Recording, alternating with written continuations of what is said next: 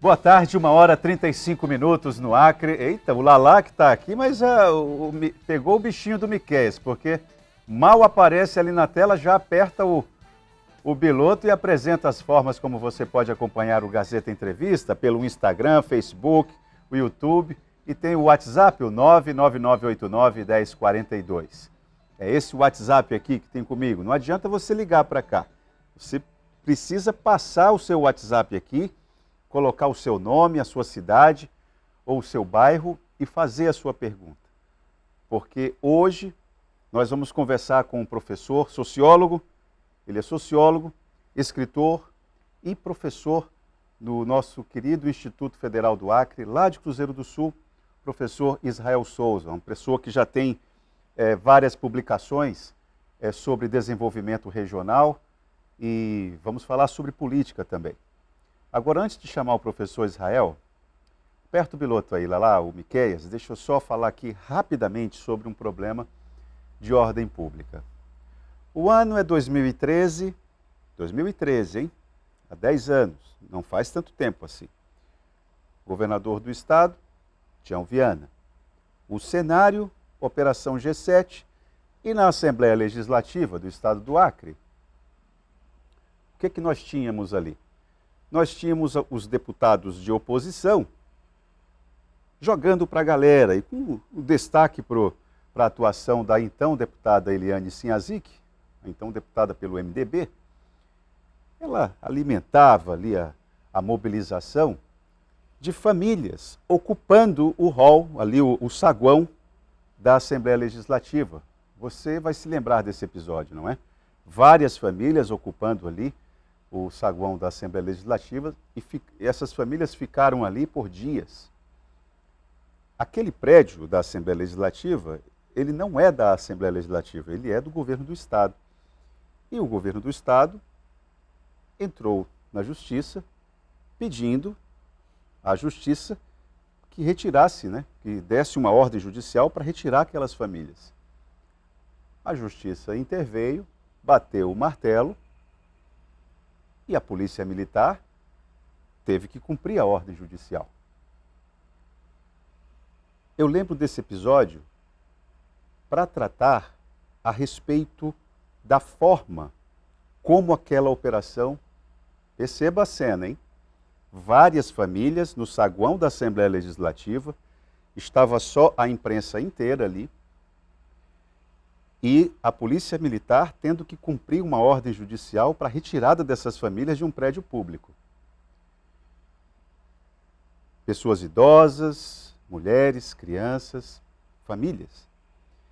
Aquela operação da polícia militar tinha tudo para descambar numa espécie de descontrole.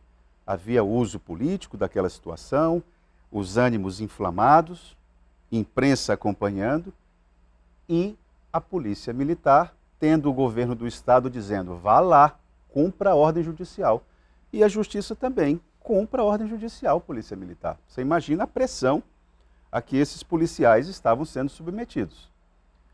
Lembro que aquela operação foi conduzida pelo então capitão, não sei se eu não recordo direito a patente, mas pelo que eu recordo, capitão Atahualpa, hoje coronel. E o capitão Atahualpa, colocou a sua tropa ali, aquela cena é sempre impactante. Você tem famílias, não são famílias ricas, não é ninguém do IP. São pessoas que estavam ali reivindicando, sendo usados politicamente, claro, sendo massa de manobra, mas são pessoas que efetivamente precisavam de um lugar para morar. E na época, o escândalo da G7, enfim.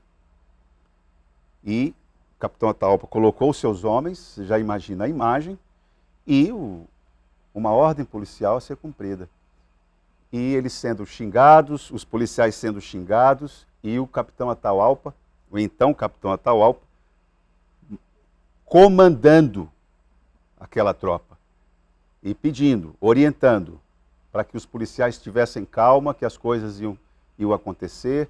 Um diálogo foi feito e as famílias foram retiradas ali, eu preciso resumir porque o tempo urge aqui. as famílias foram retiradas dali com o mínimo de trauma. Com o mínimo de trauma.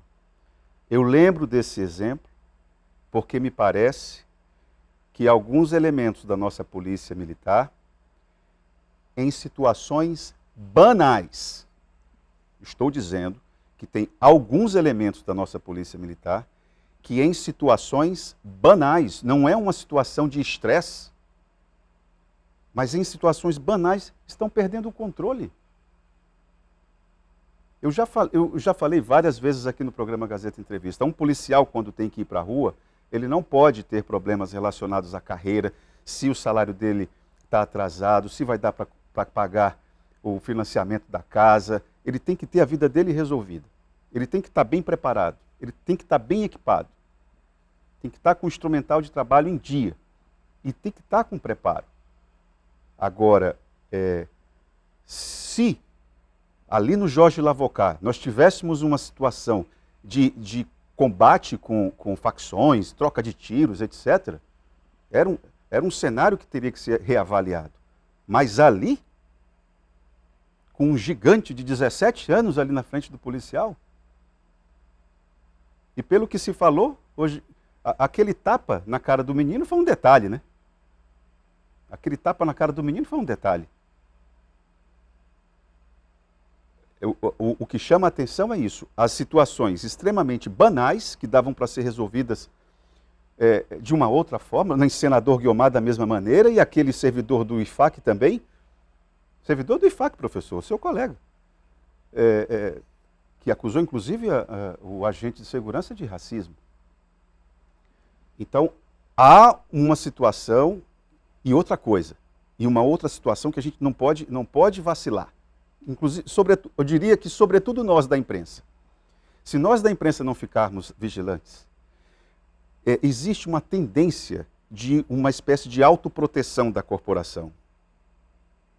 E eu repito o que já disse e digo sempre, esse sentimento, essa ideia, essa tendência de autoproteção da corporação, isso é um veneno que o Estado do Acre sabe bem como termina esse roteiro. E nós não podemos permitir isso. Em nome da seriedade, em nome da história da Polícia Militar do Estado do Acre.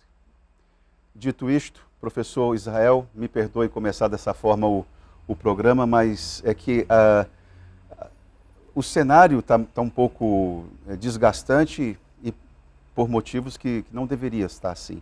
Boa tarde, seja bem-vindo ao Gazeta Entrevista. Boa tarde, Tan. Boa tarde a todos que nos acompanham. Não há nenhum problema e toda reflexão que a gente pode fazer para melhorar a atuação do Estado a partir dos seus mais diversos servidores é sempre muito bem-vinda. Afinal de contas, o Estado deve servir a comunidade, deve servir a população. Bom, mas o que nos motiva hoje aqui, falando a respeito da atuação da qualidade dos agentes públicos, o que nos motiva a estar aqui hoje, tentando fazer alguma análise a respeito do cenário político e econômico, é a ideia de liberdade, se é que eu posso dizer isso. Eu acho que é um bom motivo para a gente refletir, porque no final de semana passado foi destaque o desempenho de uma figura pseudo-religiosa que defendeu a ideia de extermínio da população LGBTQIA+, em nome do pensamento cristão. Eu não sei aonde que ele foi buscar isso para poder defender essa ideia. E temos hoje cenas interessantíssimas no que se refere também à ideia de liberdade econômica também, que é outra coisa que precisa ser melhor refletida. Comecemos por hoje, que eu acho que é uma cena interessante. Hoje o governador do estado de São Paulo, Tarcísio de Freitas, foi tentar convencer o ex-presidente Jair Bolsonaro de que não haveria lógica o PL ficar contra a proposta da reforma tributária, porque o espírito da coisa era basicamente o mesmo do que eles defendiam lá atrás. E aí, professor, que reflexão que o senhor faz? Quando o senhor viu a cena ali do Tarcísio de Freitas sendo, digamos assim, hostilizado pelos próprios integrantes do PL, o que lhe veio à cabeça? É uma cena muito eloquente a respeito do bolsonarismo. Vamos só lembrar que Bolsonaro acabou de se tornar inelegível. Ele está numa condição que ele não pode se candidatar nas próximas eleições E por incrível que pareça, na sua ausência, o governador Tarcísio aparece como aquele mais querido pelos eleitores do Bolsonaro, como um possível sucessor dele. Agora acontece que Tarcísio faz parte de um grupo dentro do bolsonarismo de perfil menos radical. E ele, observando o destino de Bolsonaro, que não propôs programas, que não efetivou políticas, mas que ficava tão somente na guerra cultural, na guerra ideológica, e deu no que deu. Ele perdeu, mesmo abusando da máquina pública. Quem faz as contas chega aí a um montante na casa dos bilhões que Bolsonaro utilizou às vésperas da eleição para tentar se reeleger, através de programas e projetos a toque de caixa. Tarcísio entende que se ele quiser sobreviver nesta seara, ele precisa fazer acordos, nem que sejam pontuais. Para ele se viabilizar, para ele precisa sobreviver. Agora, acontece que os bolsonaristas mais radicais acham que tudo quanto ele fizer de pontual num acordo com o governo federal é uma espécie de traição. E parece-me, então, que o bolsonarismo tem dois grandes grupos. Um grupo mais radicalizado e não se sente responsável por conduzir o Estado, políticas públicas, e um grupo que quer sobreviver, capitaneado agora pelo Tarcísio Freitas. A questão é o seguinte: pode existir um bolsonarismo sem Bolsonaro? Será que Tarcísio Freitas é capaz de ser irresponsável neste momento simplesmente para manter uma fidelidade cega ao Bolsonaro? Não, acho que sim. Pois é, porque as declarações que ele tem dado para a imprensa nacional, antes da conversa com o Bolsonaro, era de que ele estava ali concordando com o que tinha sido proposto em torno de 90%, 95%. Quem fala isso é porque está dizendo assim, olha, eu concordo integralmente. Ele falou 95%. 95%. Eu concordo 95% com a proposta. Enfim, olha, uma pessoa, como você está falando, né? Uma pessoa como o Tarcísio, que precisa se viabilizar do ponto de vista político, e sabe que tem que ampliar, digamos assim, o leque de eleitores para além dos bolsonaristas, não é? Sim. Ele não vai conseguir fazer isso sem conseguir estar junto com os partidos que estão na base de apoio do presidente Lula. A questão é essa também. Se você me permite, parece-me que há uma parcela do bolsonarismo que, de tanto irracional, parece suicida. Em que aspecto? Porque o Tarcísio é a principal referência deles nesse momento. Então eles precisam sustentar o Tarcísio. Tarcísio precisa fazer um governo exitoso. Mas mesmo sendo governador de São Paulo, o estado mais rico do Brasil, ele precisa fazer acordos. Lula é muito claro quanto a isso. Eles têm um desenho dos projetos que eles mandam para o Congresso, mas ele sabe que chegando do Congresso, independentemente do partido, independentemente da liderança, eles vão ter que negociar. Tarcísio, pragmaticamente, entende isso. A questão é que se ele baixar a cabeça para essa ala mais radical do bolsonarismo, ele vai perder o governo, porque o governo dele vai fracassar. E se ele fracassar lá, quais são as chances do Bolsonaro ou do bolsonarismo permanecer vivo se eles estão querendo agora sacrificar sua principal referência com o Bolsonaro fora das eleições? É uma pergunta interessante. Professor, vamos lembrar também que essa proposta de reforma tributária, primeiro, para ser justo, a gente precisa lembrar que essa proposta de reforma tributária, se nós formos fazer uma leitura histórica, ela vem desde... A tentativa de uma reforma tributária vem desde Fernando Henrique Cardoso, né? Desde Fernando Henrique Cardoso que se tenta fazer isso e não se consegue. Há uma construção gradativa e o parlamento é muito senhor dessa agenda, é preciso reconhecer. Só que agora chegamos no limite. Chegamos no limite. Estou falando isso por quê? Porque essa capacidade de diálogo, de negociar, o governo federal teve, o atual, porque o Fernando Haddad, digamos que essa proposta de reforma tributária surgiu também das pranchetas da Fiesp, surgiu ali das pranchetas da Federação da Indústria do Rio de Janeiro, a FIERJ, a Federação de Minas Gerais. Há uma construção, correto? E você não consegue ter uma disposição para o diálogo da outra banda, né? É o que está posto.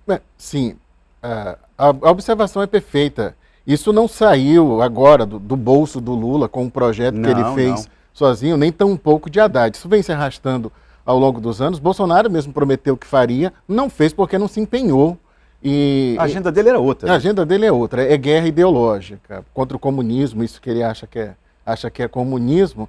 E, de fato, se essa proposta não tivesse a força da sociedade civil, do mercado, do empresariado, de setores liberais da imprensa, bem como dos bancos, ela não teria chegado até onde chegou. Mas a questão é o seguinte, nem mesmo os setores mais poderosos da economia conseguiriam, neste momento, fazer exitosa uma proposta que contemplasse tão somente os seus interesses. O que quero dizer é o seguinte, na cabeça do Haddad ele tinha outra proposta, mas ele vai cedendo porque ele entende que se não for dessa maneira, ela não avança. Então, o que esses setores do bolsonarismo querem? Porque eles não vão conseguir colocar na pauta uma proposta deles. Essa é uma proposta possível, factível, plausível, que tem angariado apoios. Não é perfeita, ninguém vai achar perfeito, mas até onde você conseguiu avançar é a melhor. Eu não tenho a menor dúvida de que alguém vai se sentir insatisfeito, mas diante dos pontos em que há convergência, todos os sujeitos entendem. Não é o que eu queria, mas é o que é possível e há uma vantagem nisso.